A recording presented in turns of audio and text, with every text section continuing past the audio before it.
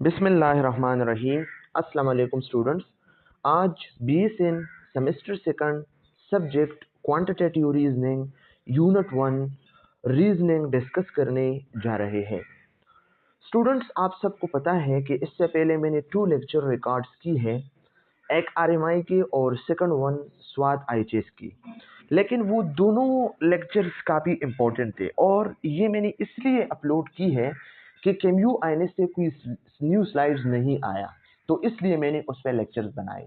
लेकिन रिसेंटली कल केम्यू से रीजनिंग नाम के एक चैप्टर आया है।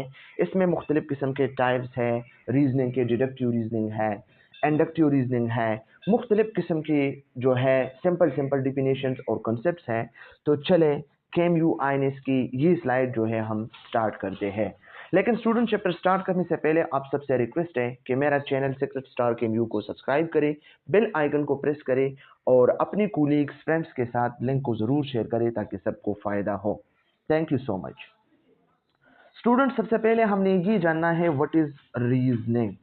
रीजनिंग क्या होता है। इससे पहले भी हमने 2 चैप्टर्स इसी पे ही ली है कि रीजनिंग क्या है, क्वांटिटेटिव रीजनिंग क्या है, क्वालिटेटिव रीजनिंग क्या है, मैथमेटिकल कंसेप्ट्स क्या है, नंबर क्या है, इंटीजर क्या है, डेसिमल क्या है, मुख्तलिफ किस्म के कैलकुलेशंस हमने की है। लेकिन चले फिर केम्यू आईएनएस की ये न्यू स्लाइड जो है हम स्टार्ट करते हैं और इसको जो है डिस्कस करते हैं ताकि सब स्टूडेंट और ख़ास तौर पे पेशावर वाले स्टूडेंट को कोई मसला ना हो।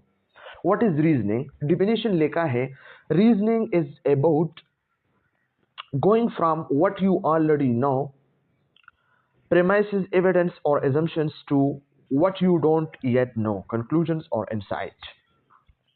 Reason का मतलब ये है कि आप जो पहले से जानते हैं से इस चीज की तरफ जाना जो आप अभी तक नहीं जानते हैं। इसका मतलब ये है कि going from what you already know, अभी आप जो कुछ जानते हैं इस दुनिया में, जिस चीज को आप जानते हैं, तो इससे उस तरफ जाना जो अभी तक आप नहीं जानते हैं, इसको कहते हैं रीजनिंग।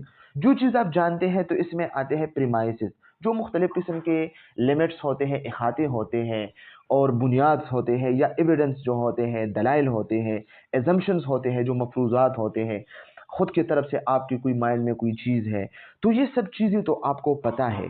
लेकिन इस तरफ से आप लोगों ने जाना है जो आपको अभी तक पता नहीं है। कंक्लूजन के बारे में आपको पता नहीं है, इनसाइट्स के बारे में आप लोगों को पता नहीं है, तो इसको कहते हैं रीजनिंग। रीजनिंग का क्या मतलब है? अकॉर्डिंग टू डिफिनेशन, आप जो पहले से जानते हैं से इस चीज की तरफ जाना जो आप अभी तक नहीं जानते हैं, तो इसको कहते हैं रीजनिंग। मतलब आपके लाइफ में इंप्रूवमेंट आने वाला है।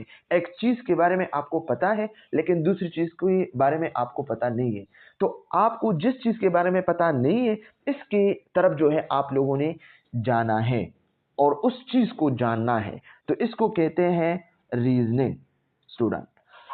इसके बाद हमारे पास इसकी कुछ टाइप्स हैं। नंबर फर्स्ट इसमें है डिडक्टिव रीजनिंग।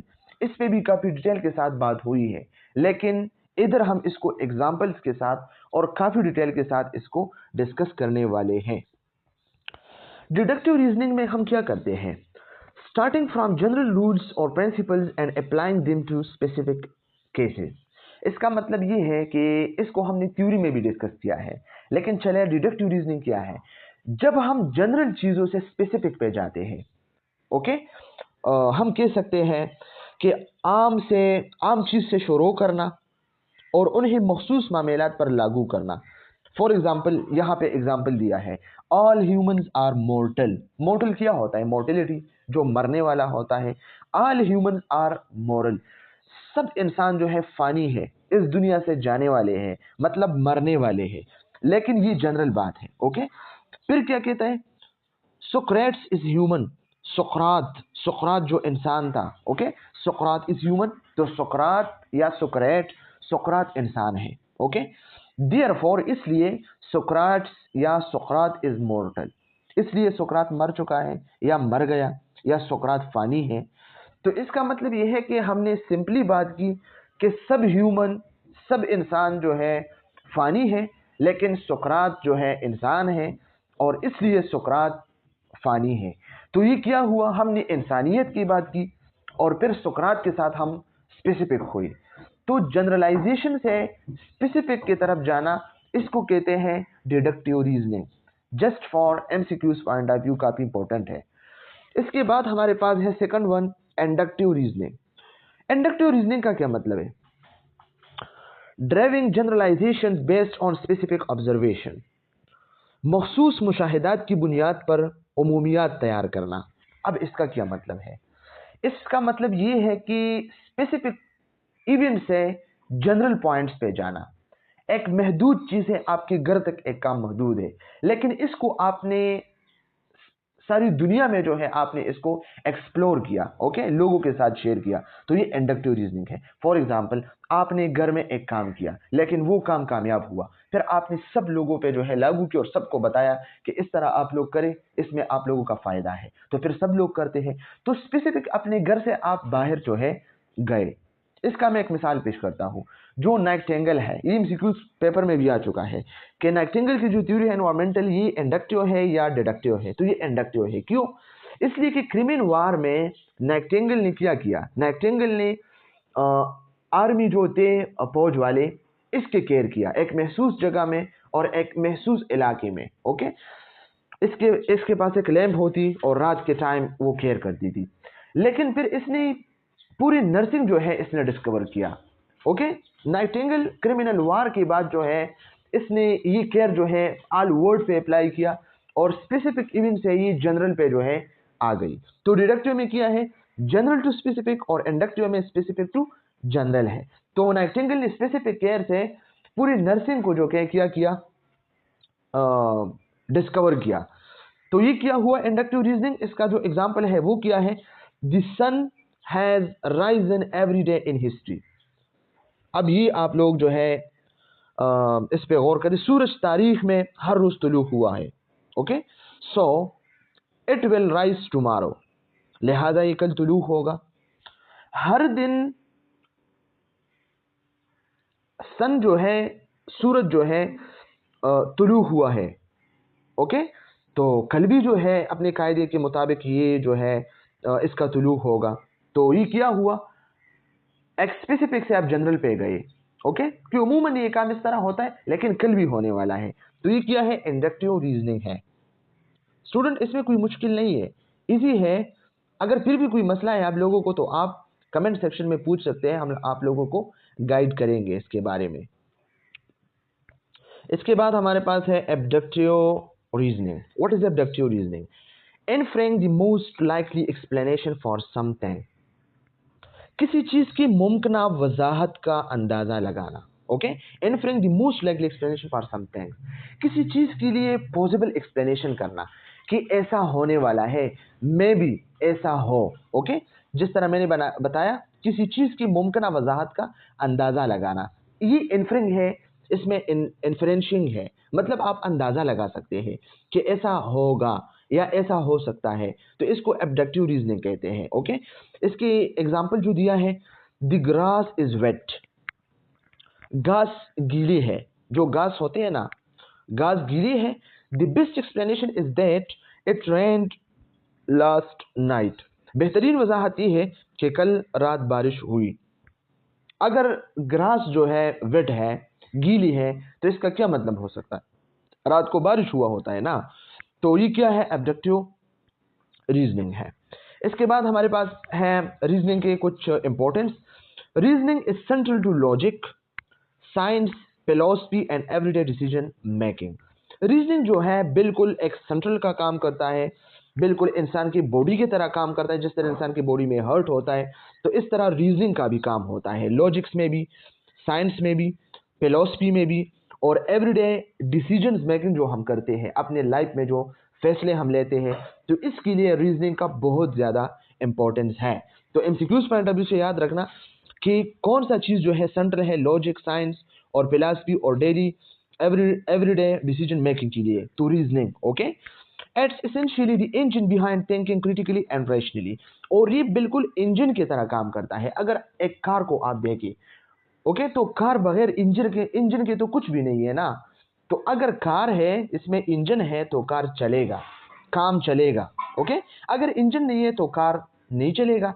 तो ये बिल्कुल इंजन की तरह जो है काम करता है, behind thinking critically and rationally, और इसके ज़रिए एक इंसान जो है सही से क्रिटिकली जो है सोच सकता है और रैशनली रीज़न के साथ। ओके, बुनियादी तौर पर तनकीदी और अकली तौर पर सोचने के पीछे जो है ये एक इंजन की तरह काम करता है। ओके स्टूडेंट्स, तो ये है हमारे पास रीजनिंग। अब इसको हम वन बाय वन जो है डिस्कस करते हैं कि इसका क्या मतलब है। Use in daily life, daily life में अगर इसको हम यूज करते हैं तो सबसे पहले हम इसको डिसीजन मेकिंग में जो है यूज करेंगे। Okay, decision making when you face choices using reasoning to weigh option.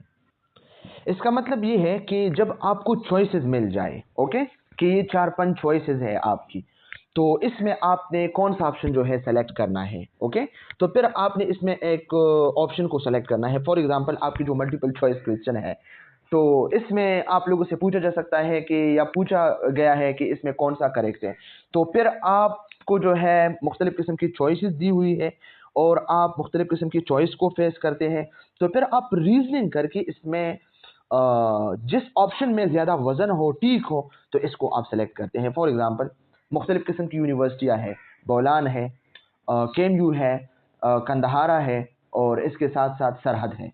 4 यूनिवर्सिटियाँ हैं, ये आपके लिए एक चॉइस है कि इसमें कौन से में आप एडमिशन लेते हैं। तो फिर आपने रीजनिंग करना है। ओके, रीजनिंग करना है कि मेरे लिए कौन सा जो है बेस्ट है। तो आप लोग जो है केएमयू में जाते हैं क्योंकि ये आपका डिसीजन मेकिंग है।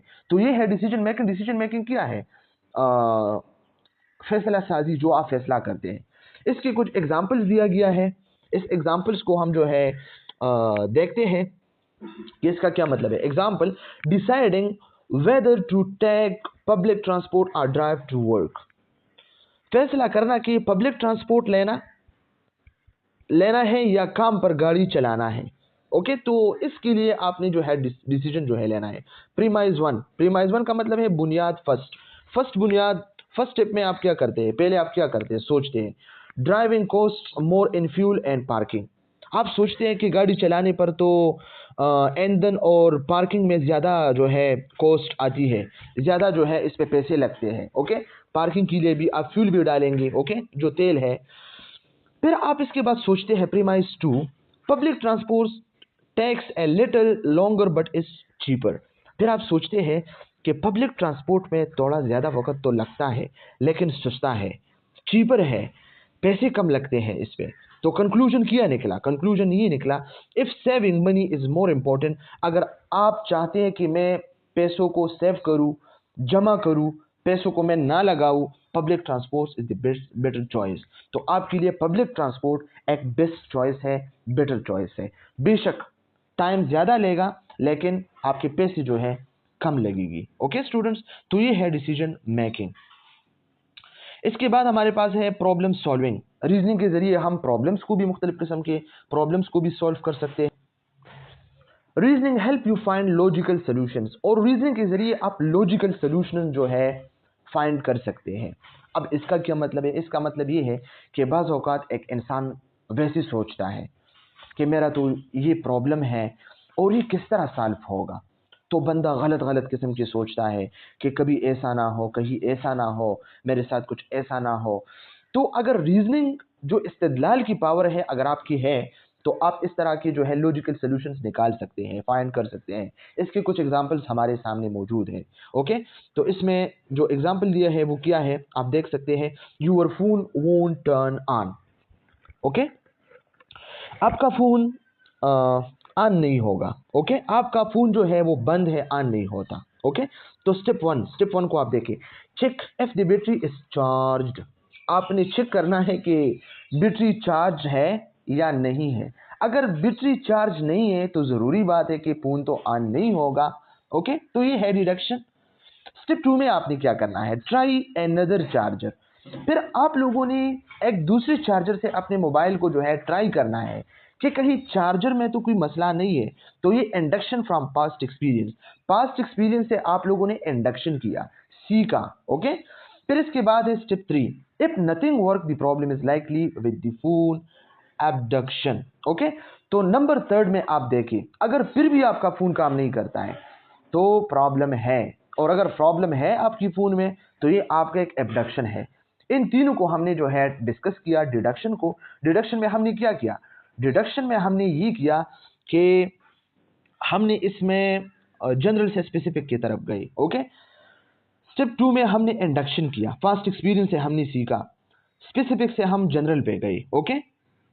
हमारे पास एक चार्जर थी, एक चार्जर से हम हजारों चार्जर पे गए, एक फ्रेंड का चार्जर चेक किया, दूसरे का चेक किया, तो हम स्पेसिफिक टू जनरल गए ना। फिर इसके बाद स्टेप 3 में हमने क्या किया? कुछ भी नहीं होता था, चार्जिंग भी नहीं होता था, फोन भी काम नहीं करता था, तो प्रॉब्लम तो था फोन में, तो ये था एबडक्शन। तो एबडक्शन और ये चीज़ें हमने जो है डिस्कस किया। ओके, कि ये जो है क्या मसला है या कैसे हम इस मसले को जो है सॉल्व कर सकते हैं। ओके, तो ये है प्रॉब्लम सॉल्विंग जो हमने डिस्कस किया। इसके बाद हमारे पास है अवॉइडिंग बयास एंड मिसअंडरस्टैंडिंग। इसके ज़रिए हम मुख्तलिफ़ किस्म की मिसअंडरस्टैंडिंग और बियास से जो है अवॉइड हो सकते हैं। अगर रीजनिंग पावर हमारे ब्रेन में है, हमारे माइंड में है, तो हम बियास और मिसअंडरस्टैंडिंग से जो है बच सकते हैं। बियास क्या होता है? बियास जो हम कहते हैं तासुब। हम किसी को मैसेज करते हैं, वो हमें रिप्लाई नहीं देते हैं, मे बी किसी काम में वो बिजी हो, लेकिन हम सोचते हैं कि ये तासुब करता है, तो फिर हम इसके साथ जो है आर्गू करते हैं, झगड़े करते हैं। और आजकल ये जो है सिस्टम बहुत ज़्यादा आम है, कोई किसी को मैसेज नहीं करता, कोई किसी को रिप्लाई जल्दी नहीं देता। तो ये जो यंग जनरेशन है इस मसले का शिकार है। तो सीखो इस क्वांटिटेटिव रीजनिंग को और निकलो इस मसलों से। ठीक है, इस मसलों से निकलो। तो है reasoning helps us pause before jumping to conclusion. Reason क्या करता है? रीजन आपको स्टॉप करता है कि आप डायरेक्ट कंक्लूजन की तरफ जो है जंपिंग ना करें। फॉर एग्जांपल, एक बीवी है, अपने शोहर को जो है बार बार कॉल करते हैं, वो कॉल पे बिजी है, तो इसकी बीवी सोचते है कि किसी और लड़की के साथ इसका चक्कर है, और वो जस्ट जंप किया इसने कंक्लूजन पे और इससे जो है डाइवोर्स लिया। तो क्या हुआ? मसला खराब हुआ। तो अगर आपके पास रीजनिंग का पावर है तो आप डायरेक्टली जो है कंक्लूजन पे जंप नहीं करेंगे। ओके स्टूडेंट्स, तो चले इसके एग्जांपल हम देखते हैं कि एग्जांपल में क्या लिखा है। एग्जांपल में लिखा है कि a friend does not reply to your message. मेरे तरह जो है इन्होंने भी एग्जांपल दिया है। एक फ्रेंड है, आपके मैसेज को रिप्लाई नहीं देता। Instead of assuming they are upset with you, you reason. तो आप जो है अब क्या होगा? Maybe they are busy. तो आप तो फिर गलत सोचते हैं। ओके, गलत सोचते हैं कि मुझसे नाराज है, कुछ और चल रहा है, इस तरह बात है, उस तरह बात है। लेकिन अगर आपके पास रीजनिंग का पावर है तो आप क्या करोगे? Maybe they are busy. Reasoning आपको बताता है कि कोई बात नहीं है, मे बी वो बिजी हो अपने काम में, ऑफिस के काम में, कॉलेज के काम में, असाइनमेंट में, वगैरह वगैरह। May be their phone is dead, इसका फोन जो है बंद हो। ओके, बैटरी जो है डेड हो, फोन खराब हो, कोई मसला हो। So the most logical step is to wait और कॉल लेटर। तो ये रीजनिंग आपको बताता है कि चले आप थोड़ा सा वेट करें या इसके बाद लेट जो है इसको कॉल करें। ओके, तो ये है रीजनिंग का पावर। इसके बाद हमारे पास है planning and organising. Reasoning allows you to set priorities. और ये रीजनिंग जो है आपको प्रायोरिटीज भी सेट करते हैं कि कौन सा काम आपने कब करना है, कौन सा काम आपने इस टाइम करना है और कौन सा काम आपने कल करना है। ये है रीजनिंग का काम जो प्लानिंग और ऑर्गेनाइजिंग में आपका हेल्प करता है। ओके, एग्जाम्पल किया दिया है प्लानिंग यूर स्टडी और वर्क शेड्यूल।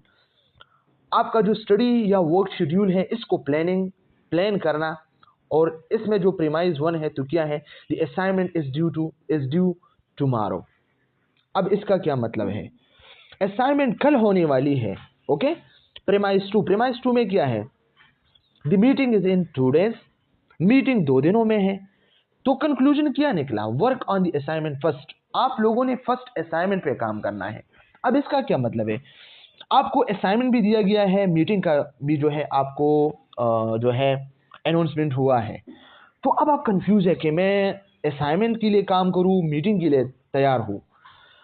तो आपने क्या करना है? प्लानिंग और ऑर्गेनाइजिंग रीजनिंग की वजह से आपने करना है, इसके हेल्प से करना है। आपने सोचना है कि असाइनमेंट कब है, ये तो कल है, और मीटिंग कब है? 2 डेज बाद है, परसों है। तो सिंपल इज दैट, आपने फर्स्ट असाइनमेंट पे काम करना है, असाइनमेंट के बाद आप मीटिंग पे काम करें। तो ये है रीजनिंग। ओके, एवरीडे कन्वर्सेशन और एवरीडे लाइफ में जो कन्वर्सेशन हम लोग जो हो करते हैं और रोजमर्रा की गुफ्तगू हम करते हैं, तो ये भी जो है इसके लिए बहुत ज़्यादा इंपॉर्टेंट है। Reasoning helps you support your opinion with logic. लोग आपसे किसी चीज़ के बारे में पूछते हैं, आपकी ओपिनियन के बारे में, तो आप इसको जो है जवाब देते हैं, लेकिन लॉजिक के साथ। ओके, मंतिक के साथ आप इसको जवाब देते हैं। तो ये है एवरीडे कन्वर्सेशन में रीजनिंग का help. Okay, example, someone ask why you prefer homemade food over fast food. कोई आपसे पूछेगा या कोई आपसे पूछता है कि घर का खाना आप क्यों फास्ट फूड पे जो है प्रेफर करते हैं, मतलब आप घर का खाना क्यों खाते हैं, बाजार में स्पाइसी और फास्ट फूड क्यों नहीं खाते हैं। यू रीजंस, तो आप रीजंस पेश करते हैं। इट इज़ हेल्थियर, ये सेहत के लिए जो है बहुत ज़्यादा इंपॉर्टेंट है। चीपर, इस पे पैसे भी कम लगते हैं। And taste better in the long run, और इसका टेस्ट भी अच्छा है बाजार वाले खाने से ज़्यादा। ओके, आजकल तो ऐसा नहीं है, सब लोग जो है फास्ट फूड वाले हैं, बर्गर पिज़्ज़े वाले हैं, लेकिन इससे पहले जो लोग थे, अब भी कुछ ना कुछ ऐसे हैं कि होममेड फूड जो है प्रेफर करते हैं, लेकिन ज़्यादातर स्टूडेंट्स खास तौर पे जो है फास्ट फूड को जो है प्रेफर करते हैं, लाइक मी। तो इसके बाद है एप्लीकेशन इन नर्सिंग। नर्सिंग में रीजनिंग की कुछ एप्लीकेशंस हैं स्टूडेंट्स, इसको वन बाय वन डिस्कस करते हैं। And health care mathematical accuracy is directly link to the patient safety. ये जो मैथमेटिकल एक्यूरेसी है ना, ये पेशेंट सेफ्टी के साथ बिल्कुल डायरेक्टली लिंक है। ओके, इसमें ड्रग डोजेज है, आईवी डोज है। ओके, ये सब चीज़ अगर आपको मैथमेटिक्स नहीं आता तो आप जो है पेशेंट सेफ्टी नहीं कर सकते हैं। कहीं डोजेज ज़्यादा देंगे, कहीं मिलीग्राम एमएल, इसमें गलती। ओके, तो इसके लिए रीजनिंग बहुत ज़्यादा इंपॉर्टेंट है, especially in nursing and clinical practice. Clinical practice और नर्सिंग के लिए बहुत ज़रूरी है। Here are critical areas where accuracy in calculation is vital. और हमारे पास क्रिटिकल एरियाज है हॉस्पिटल में, बल्कि सब हॉस्पिटल क्रिटिकल है कि आप जो है वाइटल जो होते हैं ना, वाइटल साइंस वगैरह वगैरह, तो इसके कैलकुलेशन सही से हो, ड्रग डोजेज सही से हो। ओके, तो क्रिटिकल एरियाज है जहां पे एक्यूरेसी जो है कैलकुलेशन के लिए बहुत ज़्यादा वाइटल और ज़रूरी होते हैं। मेडिकेशन एडमिनिस्ट्रेशन, सबसे पहले जो हम डिस्कस करने वाले हैं तो मेडिकेशन एडमिनिस्ट्रेशन की बात करते हैं। मेडिकेशन एडमिनिस्ट्रेशन इसमें है डोजेज कैलकुलेशंस, जो आप डोज कैलकुलेशन करते हैं। Nurses must calculate correct dose based on patient age, weight and condition. Patient की कंडीशन, पेशेंट के वेट और एज को मद्देनजर रखकर आपने जो है करेक्ट डोज पेशेंट को देनी है। तो अगर आपको मैथमेटिक्स, लॉजिक्स या रीजनिंग आते हैं तो आप सही से करेंगे, वरना नहीं। आपने सोचना है कि ये पेडियाट्रिक है, बच्चा है, 16 ईयर से कम है, या जीरियाट्रिक है, 65 प्लस है, बूढ़ा है। Okay, example, giving 5 mg instead of 0.5 mg of morphine can cause respiratory failure. Prescription हुआ है 0.5 mg ऑफ मॉर्फिन। ओके, और आपने 5 mg दिया, आपको मैथमेटिक्स नहीं है तो 0.5 mg की जगह आपने 5 मिलीग्राम दिए, तो वो पेशेंट जो है जाएगा रिस्पायरेटरी फेलियर पे और इसका डेथ हो सकता है। ओके, तो डोजेज कैलकुलेशन के लिए बहुत ज़्यादा मैथमेटिक्स इंपॉर्टेंट है और आप लोगों ने इसको जो है सीखनी है। IV drip rates and infusion pump. Infusion pump और जो आईवी ड्रिप रेट्स है, किस रेट से आपने जो है ड्रिप को स्टार्ट करना है और इसको जो है स्टार्ट करना है। कैलकुलेटिंग द करेक्ट रेट को कैलकुलेट करना है। एमएल पर हावर की कितना एमएल हावर में जाना है, और ड्रॉप्स पर मिनट और कितने मिनट्स में, और कितने ड्रॉप्स 1 मिनट में जो है जाना है। इंश्योर प्रॉपर डिलीवरी अपलोड्स, मतलब आपने प्रॉपर डिलीवरी अपलोड को इंश्योर करना है कि किस तरीके से, किस रेट से जो है आपका इलेक्ट्रोलाइट्स या मेडिकेशन या फ्लूइड्स जो है पेशेंट की बॉडी में जाएगा। तो ये आईवी ड्रिप रेट है और इन्फ्यूजन पंप है। मुख्तलिफ किस्म की कन्वर्जन आप करते हैं, मुख्तलिफ किस्म के जो स्विचिंग बिटवीन यूनिट्स, मिलीग्राम को ग्राम में कन्वर्ट करना है, और एमसीजी को एमजी में कन्वर्ट करना, एमएल को लीटर में, लीटर को एमएल में, मस्ट बी प्रिसाइज। तो ये चीज़ें बहुत ज़्यादा ज़रूरी और इम्पोर्टेंट है। ओके, इसके बाद हमारे पास है laboratory value and diagnostics. Okay, मुख्तलिफ किस्म के डायग्नोस्टिक टेस्ट होते हैं, लेबोरेटरी वैल्यूज होते हैं, एलएफटीज है, आरएफटी है, क्रिएटिनिन लेवल है, और मुख्तलिफ़ किस्म के टेस्ट है, एक्सरेज है या ECG है, EKG है और EEG है, या हम कहें सिटी स्कैन है, MRI है, मुख्तलिफ़ किस्म के टेस्ट है, CBC है या हेपेटाइटिस बी, हेपेटाइटिस सी या इस तरह के HBs, HCV, ये सब टेस्ट होते हैं, लेबोरेटरी वैल्यूज़ है, या आपकी जो है sodium, potassium, calcium, magnesium level check करनी है, इलेक्ट्रोलाइट बैलेंसेस चेक करनी है, ABGs चेक करनी है। तो अगर आपको मैथमेटिक्स नहीं आता तो आप सही से इंटरप्रिटेशन नहीं कर सकते। Okay, interpreting lab results, correctly reading and calculating lab value like electrolytes, blood glucose, आप blood glucose level, electrolytes, creatinine, clearance, ये सब आप चेक कर सकते हैं मैथमेटिक्स के जरिए, रीजनिंग के जरिए। Essential for diagnosis and treatment, ये ट्रीटमेंट और डायग्नोस के लिए बहुत इंपॉर्टेंट है। नॉर्मल रेंज कंपेरिजन, और नॉर्मल रेंज जो कंपेरिजन है वो आपने करनी है। A miscalculated value can lead to misdiagnosed, अगर आपने एक वैल्यू मिसकैलकुलेट किया है, सही से आपने कैलकुलेशन नहीं किया है, तो आपका डायग्नोज मिस होगा, सही डायग्नोज आप नहीं दे सकते हैं। Example, miss interpreting potassium level could cause life threatening cardiac arrhythmias, अगर आप मिस इंटरप्रेटिंग करें पोटाशियम लेवल में, आप पोटाशियम लेवल ज़्यादा एक पेशेंट को दें, तो हो सकता है, बल्कि पॉसिबल है, ज़रूरी है कि वो लाइफ थ्रेटनिंग कंडीशन में चले जाए, जो कार्डियक एरिथमियाज है। ओके, क्योंकि पोटाशियम लेवल अगर ज़्यादा हो तो बंदा कार्डियक अरेस्ट और कार्डियक एरिथमियाज में जा सकता है। ओके,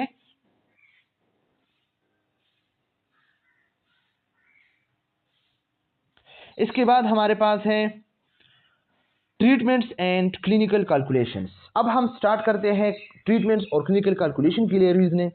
कीमोथेरेपी डोजें, जो कीमोथेरेपी जो ट्रीटमेंट आप करते हैं, तो इसके डोज भी आप लोगों ने जो है किसी हाथ चीज के बेस पे देनी है। Often calculated based on body surface area, आपने बॉडी सरफेस एरिया को देखना है कि B/A कितना है। Where even small error can cause toxic और इनइफेक्टिव ट्रीटमेंट, अगर आप थोड़ी से भी एरर करें इस कीमोथेरेपी डोजिंग में, तो इनइफेक्टिव ट्रीटमेंट होगा, सही से ट्रीटमेंट नहीं होगा, लाइफ थ्रेटनिंग कंडीशन में पेशेंट जा सकता है। Anaesthesia and critical care medication, anaesthesia और क्रिटिकल केयर मेडिकेशन के लिए भी बहुत ज़्यादा रीजनिंग जो है ज़रूरी है। Require precise titration and continuous monitoring, आपने जो है पेशेंट के कंटिन्यूस मॉनिटरिंग करने हैं और टिट्रेशन करनी है। ओके, ये चीज़ें जो है बहुत ज़्यादा इंपॉर्टेंट और ज़रूरी है।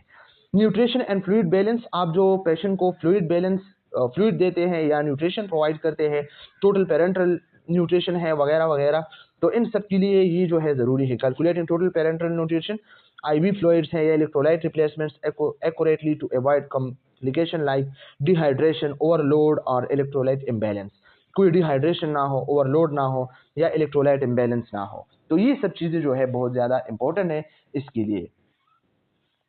इसके जो समरी है, और ये तो आप सबको पता है कि इसमें हमने क्या डिस्कस किया।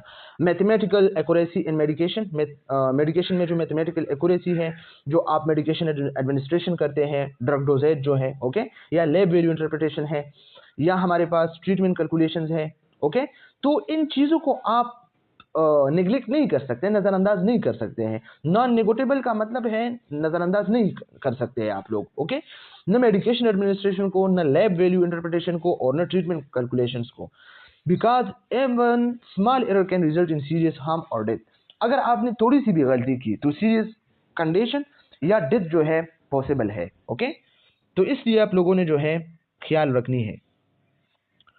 Real world consequences of calculation error, और अब हमने रियल वर्ल्ड कंसिक्वेंसेस देखने हैं अगर किसी ने कैलकुलेशन एरर किया। ओके, तो सबसे पहले हम इसमें स्टडी करते हैं कि मेडिकेशन एरर।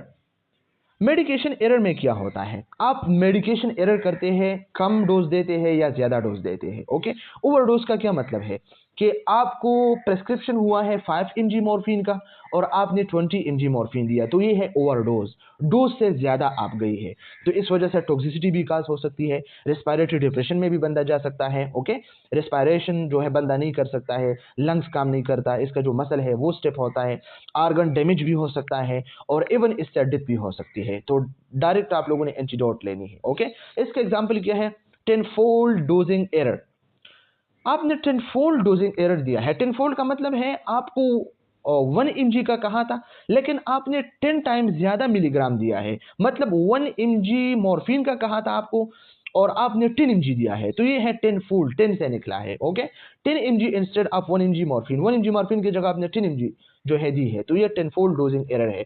तो ये ओवरडोज है, तो इंस्टीट्यूट में पूछा जा सकता है कि tenfold dosing error is the example of what, तो ये ओवरडोज है। ओके, इसके बाद हमारे पास है अंडरडोज। अंडरडोज में क्या है, डोज से कम, आपको जो है कहा है कि 1 mg मॉर्फिन दे और आपने 0.1 mg दिया, तो आपकी ट्रीटमेंट का कोई फायदा नहीं है। इनइफेक्टिव ट्रीटमेंट, आपने इनइफेक्टिव ट्रीटमेंट किया, पेशेंट को कोई जो है फायदा नहीं था। डिलाइड रिकवरी, तो इसका रिकवरी नहीं होगा या डिलाइड होगा, लेट होगा। डिजीज प्रोग्रेशन, और इसकी वजह से डिजीज जो है इसका प्रोग्रेशन हो जाएगा और डिजीज मजीद जो है इंक्रीज होगा और पेशेंट जो है इसकी वजह से इसकी डेथ भी हो सकती है, कॉम्प्लिकेशन हो सकती है। Example, giving too little antibiotic can lead to antibiotic resistance. अगर आप बहुत कम एंटीबायोटिक देते हैं, ओके, या डोज में कम देते हैं या टाइमिंग में मसला करते हैं, अगर टीडी है, टीडीएस है और आप बीडी देते हैं, 2 टाइम दे देते हैं, तो एंटीबायोटिक रेजिस्टेंस तो होगा ना, तो ये है अंडर डोज। इसके बाद है fluid and electrolyte imbalance. Fluid electrolyte imbalance में है incorrect IV fluid rate can cause dehydration, fluid overload और इलेक्ट्रोलाइट इम्बैलेंस। अगर आप सही से आईवी फ्लूइड रेट्स नहीं चलाएगी, ओके, कम देंगे या ज़्यादा देंगे, तो अगर कम देते हैं, ओके, टाइम ज़्यादा लगा और आपने बहुत कम दिया तो डिहाइड्रेशन में बंदा चला गया। अगर टाइम कम है और आपने बहुत ज़्यादा स्पीड से दिया तो फ्लूइड ओवरलोड होगा, ओके, तो इस वजह से इलेक्ट्रोलाइट इम्बैलेंसेस होते हैं। For example, too rapid IV potassium infusion may cause fatal cardiac arrest. अगर आईवी पोटेशियम इन्फ्यूजन आप हद से ज़्यादा स्पीड से जो है लगाए, टू रैपिड, ज़्यादा तेज़ी से लगाए, ओके, इसका रेट ज़्यादा करे, बहुत ज़्यादा, तो इससे फैटल कार्डिक अरेस्ट हो सकता है। ओके, कार्डिक अरेस्ट होगा और बंदा जो है अल्लाह को प्यारा हो जाएगा। ओके, तो ऐसा नहीं होना है। ये जो है इसके लिए मैथमेटिक्स और ये चीज़ें बहुत ज़्यादा इंपॉर्टेंट है। Chemotherapy and high risk drugs, chemotherapy और हाई रिस्क ड्रग्स हो सकते हैं। ओके, कीमोथेरेपी डोजेज और वेट और बॉडी सरफेस एरिया बेस्ड। ये जो कीमोथेरेपी है ना, इसका जो डोज होता है ना, तो ये वेट और बॉडी सरफेस एरिया के बेस पे होता है। ये भी एमसीक्यूज पॉइंट ऑफ व्यू से आप लोग जो है याद रखिए, ओके, कि इसका जो डोज है ना, ये वेट या बॉडी सरफेस पे जो है डिपेंड करेगा। Okay, a small error can lead to severe toxicity और ट्रीटमेंट फेलियर। अगर आप स्मॉल एरर भी करें तो सेवियर टॉक्सिसिटी या ट्रीटमेंट फेलियर हो सकता है। Example, miscalculated BSA could result in under treatment of cancer. अगर आपने मिसकैलकुलेटेड किया, BSA बॉडी सरफेस एरिया कम लिया और एरिया जो है बहुत ज़्यादा है, ख़ास तौर पे कैंसर के पेशेंट में, तो आपका जो ट्रीटमेंट है ना वो सही से नहीं होगा। ओके, और ये कीमोथेरेपी हम ज़्यादातर जो है कैंसर के पेशेंट के लिए जो करते हैं, सेंसिटिव रहना है इसमें। लेबोरेटरी मिस इंटरप्रिटेशन, ये तो बार बार हम जो है डिस्कस करते हैं। लेबोरेटरी मिस इंटरप्रिटेशन जो है, आपको मैथमेटिक्स नहीं आती, आपको डेसिमल फ्रैक्शन का फर्क नहीं पड़ता या नहीं आता, तो error in calculating interpreting lab results can lead to misdiagnose और डिलाइड। सोडियम लेवल जो है 25 होगा और आप सोचेंगे कि ये 2.5 है, 25 होगा, आप सोचेंगे ये 250 है। ओके, तो इस तरह आप मिस इंटरप्रिटेशन कर सकते हैं। Treatment, for example, incorrect calculation of creatinine clearance में cause improper dosing of nephrotic nephrotoxic drugs. आपको जो है लगता है कि क्रेटिनिन लेवल जो है इसके बॉडी में बहुत ज़्यादा है या बहुत ज़्यादा कम है, और इनफैक्ट हकीकत में बहुत ज़्यादा होता है, तो आप इसके रिलेटेड ड्रग कम देंगे ना, मेडिसिन कम देंगे, तो इसकी वजह से आपको नेप्रोटॉक्सिक ड्रग्स जो है आप देंगे। या अगर इसकी बॉडी में क्रिएटिनिन लेवल बहुत ज़्यादा कम है और आप इसके लिए जो है ड्रग देते हैं, तो नेप्रोटॉक्सिक ड्रग्स जो है आप जो देते हैं ड्रग्स को, तो इसकी वजह से ये टॉक्सिसिटी काज होगी क्रिएटिनिन ओवरडोज की वजह से। Okay, impact on patient safety, और इसका जो है impact on patient safety and trust, इसका जो है इस पर भी जो है इफेक्ट है पेशेंट की सेफ्टी और ट्रस्ट पे। फिजिकल हार्म भी हो सकते हैं, पेशेंट में सफर परमानेंट इंजरी और डेथ, इसकी वजह से पेशेंट जो है परमानेंट इंजरी पे भी जा सकता है और डेथ पे भी जा सकता है। ओके, साइकोलॉजिकल हार्म भी हो सकती है इसकी, ये भी जो है एक नुकसान है। Patient and family loss trust in health care provider, अगर आप इस तरह गलत काम करें ना, तो मेडिकेशन एरर करें वगैरह वगैरह, तो इसका फैमिली और वो जो है फिर जो है ट्रस्ट लॉस करेगा, मतलब ट्रस्ट नहीं करेगा किसी हेल्थ केयर प्रोवाइडर पे। Okay, impact on health care outcomes, और हेल्थ केयर आउटकम्स पे जो है इसके बहुत सारे असरात हैं।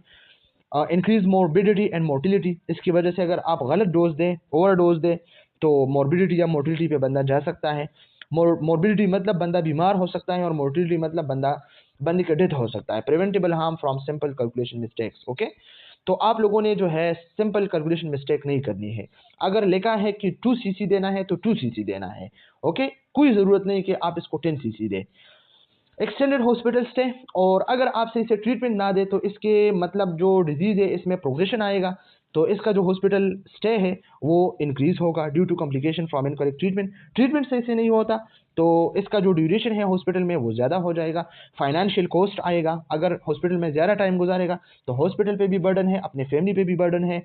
किस वजह से? आपकी वजह से कि आपने सही से ड्रग कैलकुलेशन नहीं की थी। Okay, more resources needed for corrective treatment, legal issues and malpractice claims, और आप पे malpractice claims लग सकते हैं, legal issue वो ले सकते हैं कोर्ट में। ओके, और आपका जो है वो आप पे केस भी बना सकता है कि मेरा पेशेंट आपकी वजह से एक्सपायर हुआ है, ख़राब हुआ है। ओके, ये चीज़ें आप लोगों ने सीखनी है और इंशाल्लाह एथिक्स में आप लोग इसको सीखेंगे।